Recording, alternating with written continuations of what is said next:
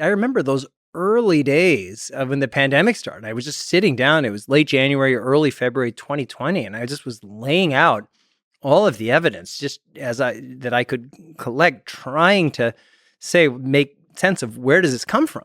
And it was just logic. I mean, it was all of the things that John Stewart said, which in some, overly wordy form were all at that time on my website. Like, what are the odds of having this outbreak of a bat coronavirus more than 1,000 miles away from where these bats have their natural habitat, where they have this largest collection of these bat coronaviruses in the world, and they're doing all these very aggressive research projects to make them more aggressive, and then you have the outbreak of a virus that's primed for human-to-human transmission.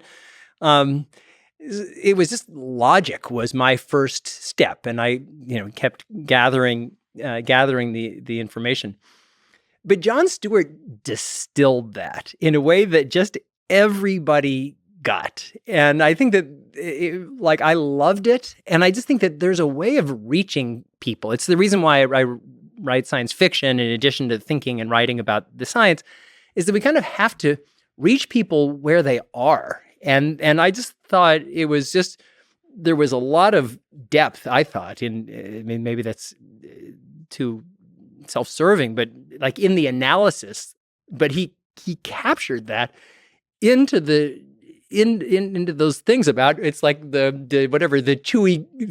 outbreak of chewy goodness near the Hershey factory. I wonder where that came from. Yeah, there's the humor, there's metaphor, also the sticking with the joke when the audience is the audience in Stephen Colbert, he was resisting it. He was very uncomfortable with it. Maybe that was part of the bit. I'm not sure, but it didn't look like it. So Stephen in that moment kind of represented the discomfort of the scientific community. I think it's kind of interesting, that whole dynamic. And I think that was a pivotal moment. I mean, that just highlights the value of comedy, the value of when Joe Rogan says, "I'm just a comedian."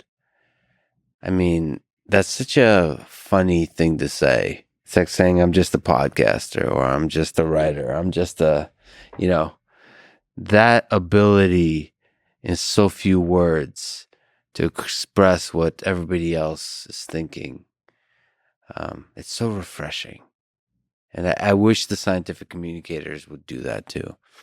A little humor. I mean, that's why I love Elon Musk very much. So the way he communicates is it's so refreshing for a CEO of a major company, several major companies, to just have a sense of humor and say ridiculous shit every once in a while. There's something to that.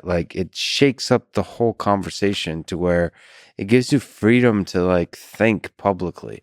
If you're always trying to say the proper thing, you lose the freedom to think, to reason out, to be authentic and genuine.